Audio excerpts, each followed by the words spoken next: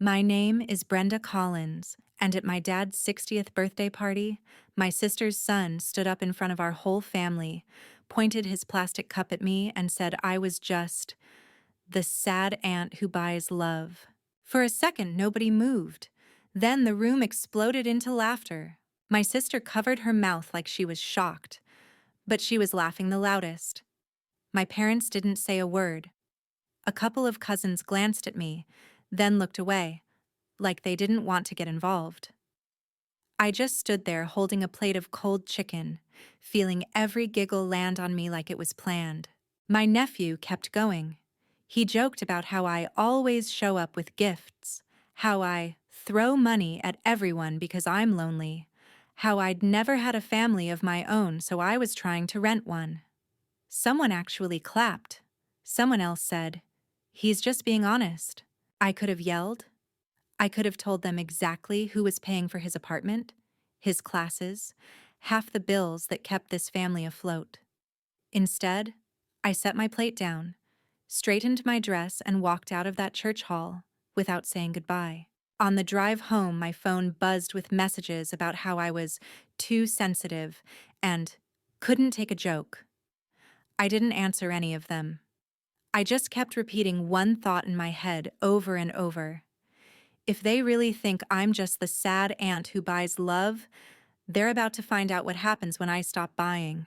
If you've ever been mocked by your own family for the help you give them, stay with me. Hit subscribe, stick around till the end, and I'll show you exactly what happened when I finally treated them the way they treated me.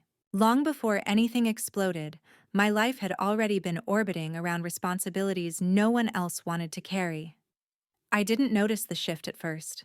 It began slowly, almost quietly, like a draft that sneaks under a closed door until suddenly the whole room feels cold. I grew up in a small Midwestern town where everyone worked hard but rarely had enough to show for it. My parents were practical people, my mom clipping coupons every Sunday morning, my dad fixing things until they fell apart for the last time. Money was always a conversation spoken in half sentences. You learned early to read the tension in the room before anyone admitted something was overdue.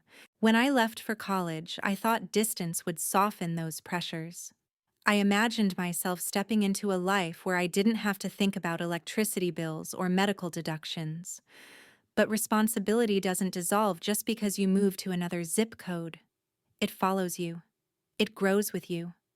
And when you're the one who makes it out, it sits on your shoulder, waiting for the day it can climb back in. After graduation, I moved to the city, rented a tiny apartment, and threw myself into work. Every promotion felt like proof that I was finally building something stable. I didn't realize that stability is exactly what you become to everyone else first. The calls from home started gradually. My mom saying the car needed repairs.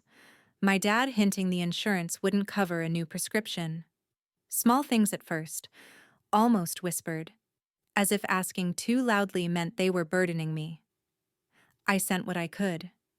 Then I sent more. Eventually, I stopped calculating whether I could afford it. I just transferred the money, relieved the problem wasn't worse, relieved I had enough. My older sister, Carla Jennings, had a life that never seemed to move in a straight line. She'd always been the impulsive one, the first to fall in love, the first to get married, the first to have a child, the first to get overwhelmed by all of it. Her son, Tyler Jennings, grew up inside that chaos, comforted by the fact that someone else would always patch things together when Carla couldn't. Carla and I were never close, but we shared the unspoken agreement that family absorbs the impact when life hits too hard. And life hit her often.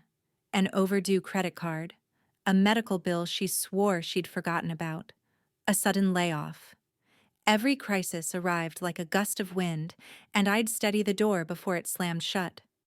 Sometimes I told myself I was helping her stay afloat.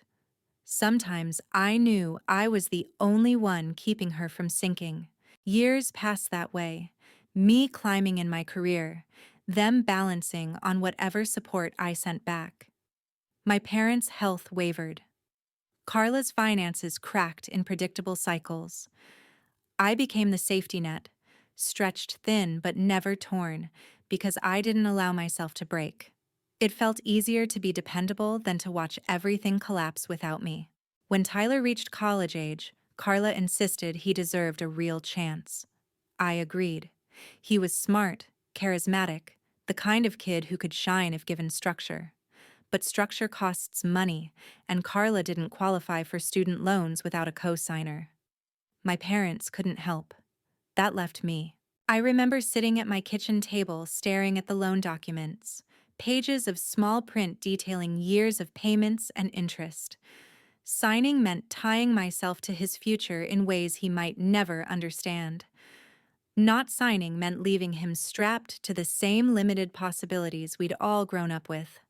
I signed. It didn't stop there. Tuition deadlines arrived faster than Carla could keep up. Housing deposits were due before she'd even processed the last bill. Tyler needed a place near campus, textbooks priced like luxury items, groceries that seemed to multiply. Every new expense found its way to me.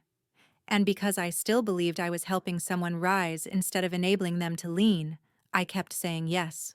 There's a strange thing that happens when you become the reliable one. People stop seeing the effort behind the reliability. They stop noticing the extra shifts you work or the things you sacrifice to keep every plate spinning. They only see the hand that keeps reaching out. They assume it will always be there. By the time Tyler settled into his off-campus apartment, half of his life rested on my name. His loans, his housing, his ability to stay enrolled. Carla thanked me once in a voice that sounded more relieved than grateful. My parents said I was doing what family does, and I told myself that was enough. But underneath it all, something subtle was changing. Not in them, in me. A kind of quiet fatigue. The sense that I was holding up more weight than I should.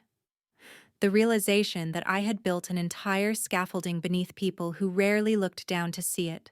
I didn't know it then, but every transfer, every signature, every responsibility I absorbed was forming the backbone of a lesson they would learn in the hardest possible way. And eventually, the day would come when I stepped back and let them stand on their own legs for the first time. There's a moment after humiliation when your mind stops replaying the scene and starts rearranging itself into something sharper. That shift came to me the next morning, not as anger, but as a clarity I hadn't felt in years, a realization that I'd been holding up an entire structure that no one else even tried to steady, and once you see something for what it is, you can't unsee it. I sat at my kitchen counter with a mug of lukewarm coffee, letting the quiet settle into the room. It felt like standing at the edge of a decision I had avoided for too long. My laptop sat unopened beside me, the cursor on the screen waiting like an invitation. There's a kind of power in not reacting immediately, in letting the dust settle before you choose your next move. I wanted my actions to be intentional, not impulsive, because impulsive decisions can be forgiven. Intentional ones cannot. When I finally opened my laptop, I didn't rush. I navigated through folders, emails, saved documents, every digital thread connecting me to obligations I hadn't realized had become permanent fixtures. I started with the biggest one: housing. Tyler's apartment existed because my financial credibility was attached to it. Without that, the walls around him stood on borrowed time. I pulled up the lease agreement and read it slowly, word by word, not because I needed to, but because I wanted to absorb the reality of what I had allowed. My name was stamped on every page: responsible party, guarantor, emergency contact. It was like looking at a map of how completely I had woven myself into someone else's life. I found the email address for the housing office and drafted a message. I didn't embellish. I didn't explain. I simply stated that I would no longer be financially responsible for the unit and requested instructions on how to terminate my involvement. The words looked stark on the screen, almost foreign, as if someone stronger had typed them. The moment I hit send, something inside me unclenched. Next came the tuition payments. I scrolled through the autopay settings that deducted money without needing my attention. The rhythm of these withdrawals had become so normalized that I'd forgotten they were optional. It felt strange, freeing even, to click disable. A small confirmation box popped up, asking if I was sure. I didn't hesitate. The box disappeared and the page refreshed, blank where the schedule used to be. I leaned back in my chair and breathed. It wasn't triumph. It wasn't revenge. It was a quiet reclamation, the first deliberate step toward letting them live without the cushion I'd built beneath them. The notifications started almost immediately, not from my family, those would come later, but from the systems I had just altered. Housing acknowledged my request and informed me that a reassessment of eligibility would be triggered. The college portal marked the account as pending, a word that carried implications none of them were prepared for. I closed the tabs one by one, feeling the weight shift off my shoulders with each click. For years I'd convinced myself I didn't have a choice, that stepping back meant abandoning them. Now I saw the truth. They were never standing. They were leaning. And I had let them. I spent the rest of the afternoon moving through the house like someone relearning her space. I folded laundry, watered plants, wiped down the counters, mundane acts that felt grounding. My phone stayed face down on the couch, silent. I didn't want to see messages yet, but I knew they were coming. When the sun dipped lower, casting long shadows across the living room, I finally picked up my phone. Dozens of notifications blinked to life. System updates from housing. Financial alerts from the tuition portal. Nothing personal yet. Just the administrative consequences of my absence rippling outward, announcing the shift before I did. I set the phone aside again. I didn't want to sit there waiting for the emotional fallout. Instead, I stepped outside onto my balcony. The air was cool, steady, indifferent. Everything my family wasn't. I leaned against the railing and let myself imagine what it would feel like to stop cushioning every blow that landed on them. What would they do without the safety net they assumed would always materialize? They were going to find out. Later that night, I powered my laptop back on. Not out of doubt, but to make sure I hadn't missed anything. I reviewed every account linked to my finances, every recurring charge tied to someone else's needs. With each cancellation, a new corner of my life returned to me. It struck me how quietly these obligations had attached themselves, how easily love becomes labor when no one else steps in to share it.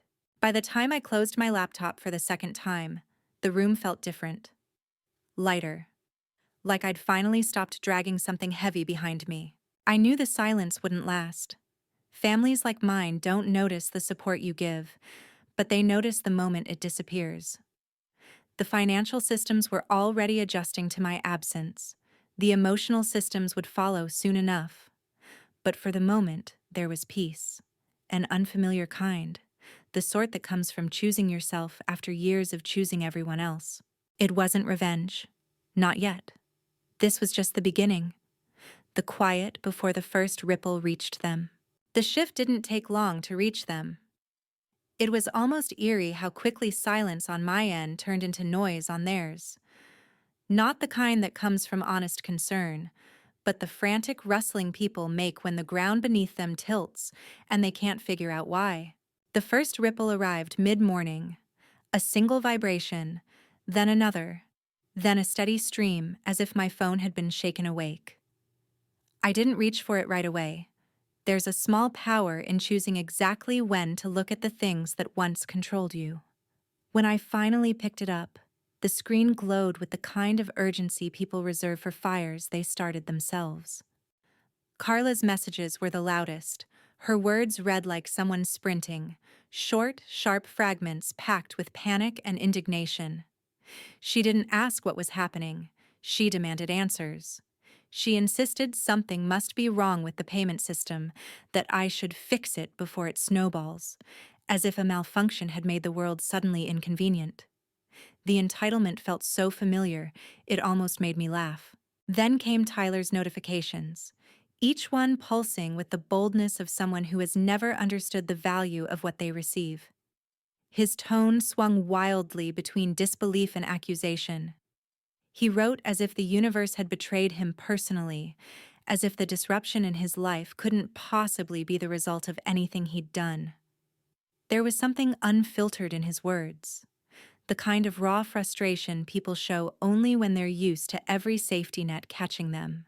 My parents' messages came last, not softer, but disguised as soft. My mom used careful phrasing, the type that pretends to soothe while still pushing. My dad kept his words clipped, almost businesslike, as if keeping emotion out of it made the situation more reasonable. Both tried to anchor their concerns in family responsibility. Neither acknowledged the imbalance that had been growing for years. I put the phone down. For a long time, I simply stood in the middle of my living room, letting the messages hang in the air like a chorus demanding attention. There was a time I would have rushed to fix everything, guilt rushing through me faster than logic. Not now. There's a difference between being needed and being used, and once you see it, you can't unsee it. As the days stretched on, their panic escalated. Carla called repeatedly. The ringing felt almost performative, as if each attempt was meant to signal her frustration more than her worry. Tyler doubled his messages, layering blame with self-pity. My parents shifted into their familiar pattern, guilt overlaid with reason, concern wrapped around expectation. I ignored all of it. Toward the afternoon, a new wave arrived, sharp and unmistakably rehearsed. Carla had switched tactics. She wrote as if she were above the chaos, as if she alone were holding the family together while I, apparently, unraveled it. She painted a picture where I was impulsive, emotional, irresponsible, the very traits she had embodied for years. It was almost impressive how quickly she rewrote the narrative, casting herself as the steady one. I recognized the tactic instantly. When people lose the pedestal they've built on someone else's labor, they claw at whatever they can to get it back. But I wasn't climbing down. I had stepped off. 2 days later, the messages changed tone again. Not softer, just strategic. Carla suggested we clear the air, phrasing it like an invitation instead of a demand. She wanted a brunch, neutral ground. Just the immediate family, she said. A chance to talk like adults. Everything about it felt calculated. Still, curiosity has its own pull, not toward reconciliation, toward clarity. I wanted to see what they would do when forced to stand without the shield of a group. So I agreed. On Sunday, I arrived at the small cafe she chose, a place with smiling photos of breakfast skillets pinned to every wall. The moment I stepped inside, I knew. There was no neutrality here. Carla wasn't alone. My parents sat stiffly at the end of the booth, hands folded like they were bracing for impact. And next to them, lounging with the confidence of someone who believed he was untouchable, was Tyler. The expression he wore wasn't remorse. It wasn't confusion. It was irritation, as if I'd inconvenienced him by forcing him to face the consequences he never believed would come. For a brief second, everything in me went still. Then something softened. Not in forgiveness, but in understanding. This was never going to be a conversation. It was an ambush disguised as concern, a performance meant to funnel me back into the role they preferred. Dependable, silent, absorbent. I didn't sit. I didn't speak. I simply turned and walked out. The same way I had walked out of that church hall days before. This time, though, there was no sting, no humiliation, only certainty. Behind me, I heard chairs scrape, someone calling my name, the clatter of silverware shifting across the table. But I kept moving. The air outside felt different, cleaner, lighter, like I'd stepped out of a room filled with smoke I'd never noticed until it cleared. Families often rely on rituals to restore order, a brunch, a gathering, a talk. But rituals only work when the people in them want to change. They didn't. and I was done mistaking their panic for love. The quiet after the brunch ambush didn't last. It never does when people who rely on you realize the leash they've been tugging no longer reaches. The shift began subtly, like a temperature drop before a storm, then surged into something fierce enough to rattle the calm I'd carved out for myself. It started the following morning, long before sunrise, when most of the city was still wrapped in darkness. A string of notifications stacked themselves across my phone in rapid succession. I didn't have to open them to know the tone had changed. Panic always comes first. Rage follows. This time, the messages didn't disguise themselves as concern. They came sharpened, deliberate, heavy with resentment that had clearly been waiting for a moment to surface. Carla's words read like someone stripping away the mask she'd worn for years, accusations polished with self-righteous certainty. She framed my silence as aggression and my boundaries as betrayal, emphasizing how much strain I was putting on the family. Every sentence pulsed with the assumption that I was responsible for restoring the balance she believed belonged to her. Then came the next wave, my parents' attempts at moral pressure. Their messages painted me as the source of disruption, the destabilizing force in an otherwise functional family. It was bewildering how easily they glossed over the years in which I had held everything upright. My absence was the only part they noticed. They reacted as if I had toppled something they built, not something I'd been carrying. I let their words sit on the screen untouched. There are times when silence is an act of defiance, but in moments like this, it's a declaration of truth. No explanation could rewrite the past into something they weren't ready to acknowledge. It was early afternoon when Tyler's presence reemerged. Not in words, but through the consequences he couldn't escape. A stack of missed calls from unfamiliar numbers filled my call log.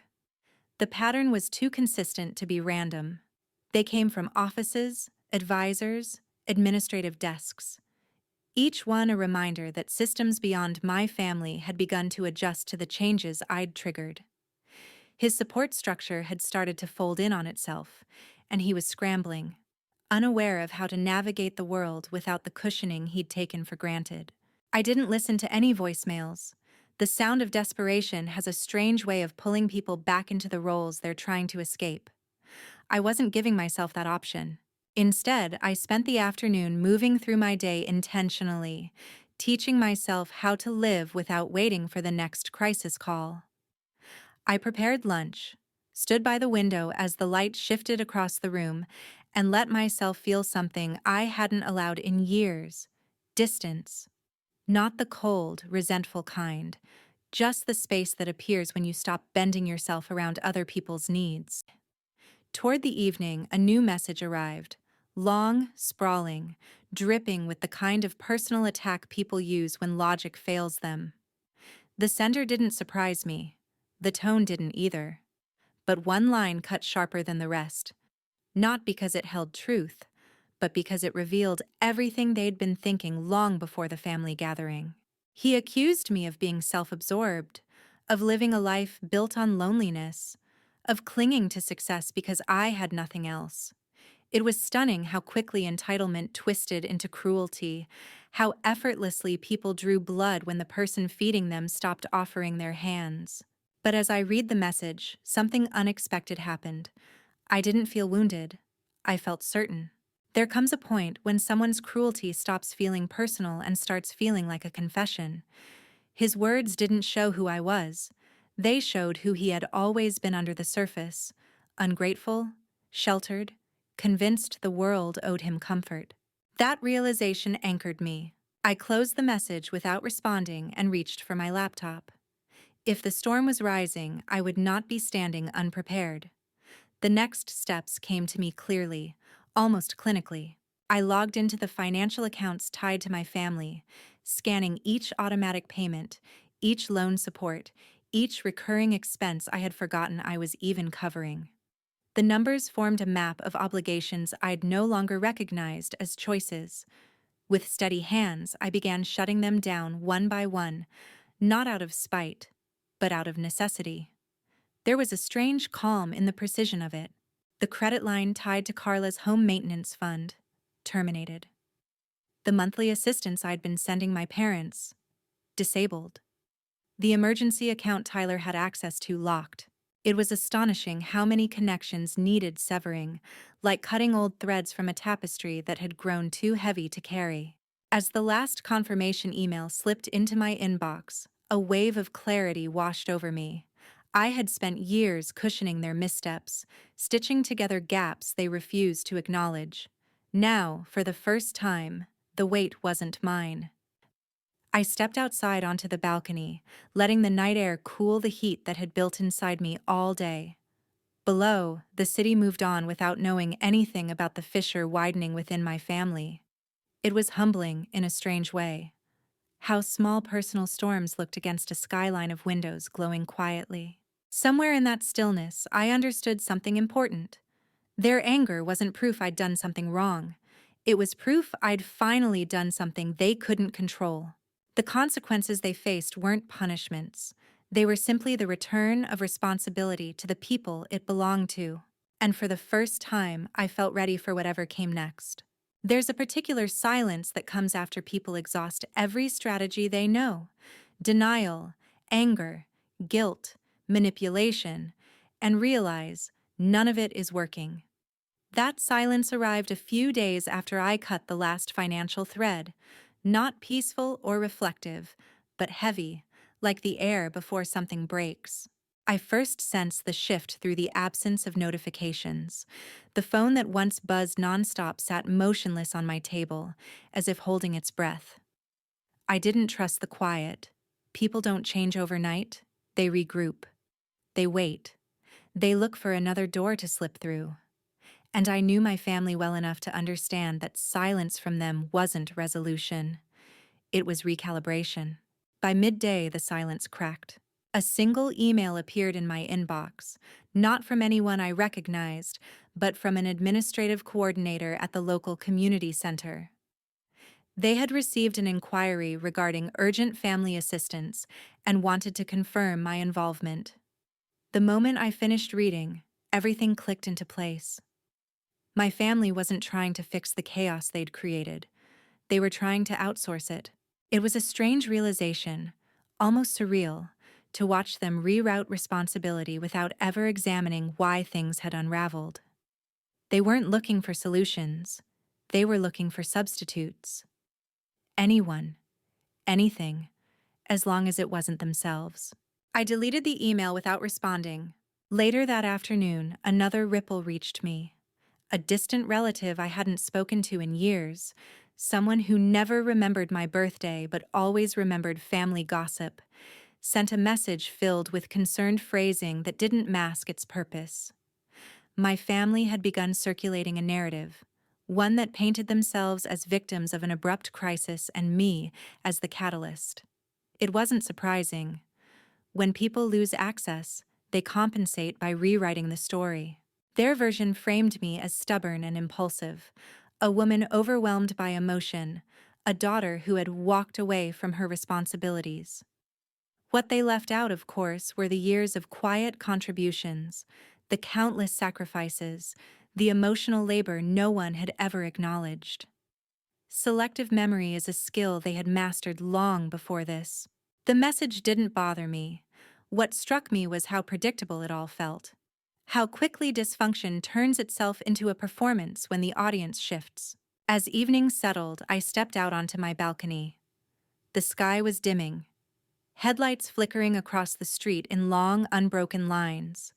I watched strangers move through their lives with an ease I hadn't felt in years.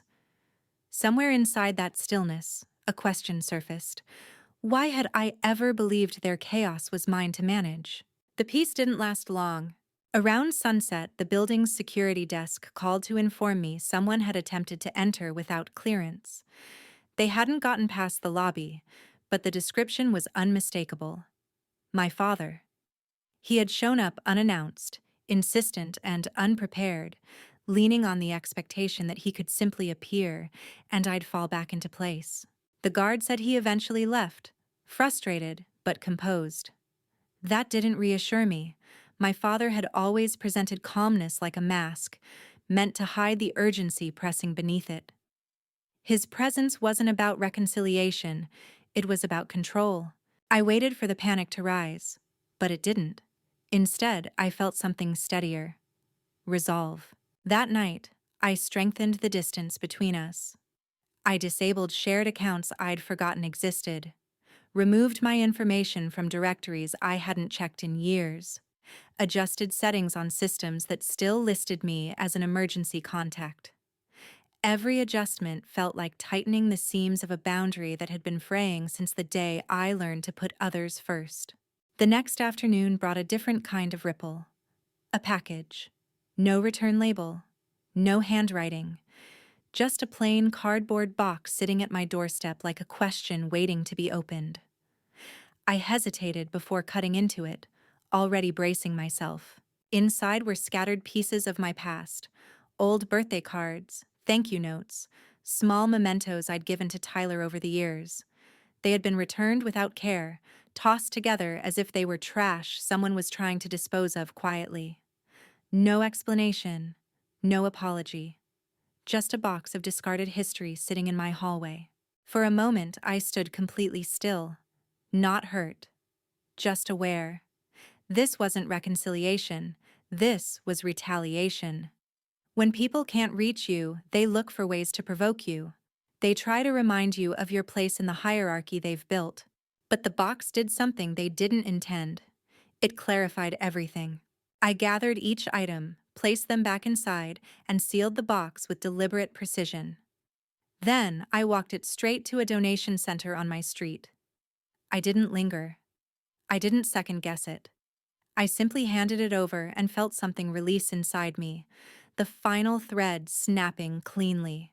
That evening, as the light softened across my living room, I realized how far I'd come from the person who once answered every call, fixed every problem, absorbed every careless word.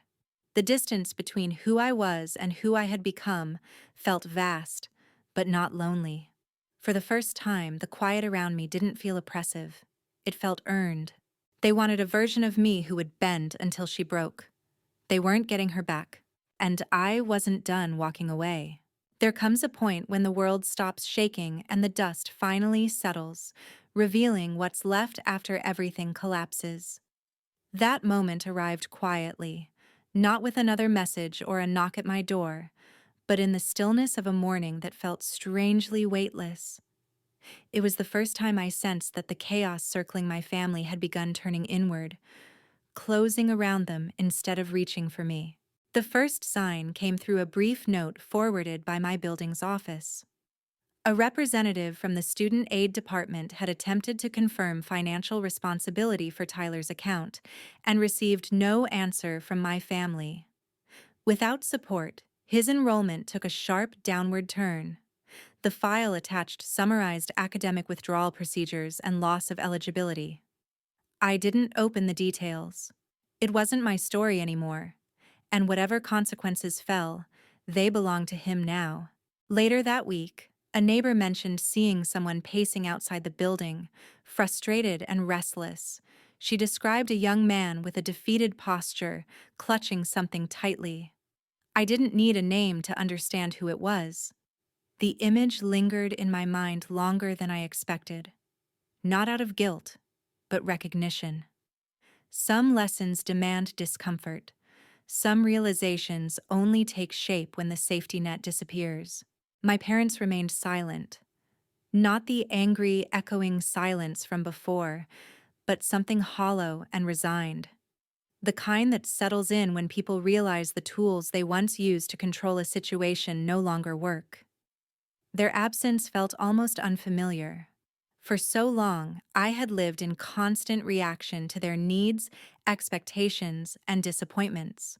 Now, their distance felt like an empty room I no longer needed to fill. Carla's unraveling reached me through indirect channels. Small fragments from extended relatives, a passing comment from an acquaintance, whispers carried through the loose web of people who enjoy attaching themselves to family tension. Her polished facade had begun to crack. Without my financial cushion supporting the household she curated so carefully, responsibilities piled up faster than she could distribute them. Bills surfaced, repairs stalled. Obligations she used to ignore now demanded attention.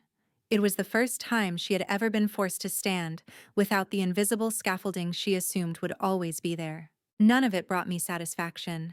It simply confirmed the truth I had avoided for years. People don't appreciate foundations they never realize they're standing on. One afternoon, as winter light spilled across my living room, I opened a blank notebook. Something I hadn't done in a long time.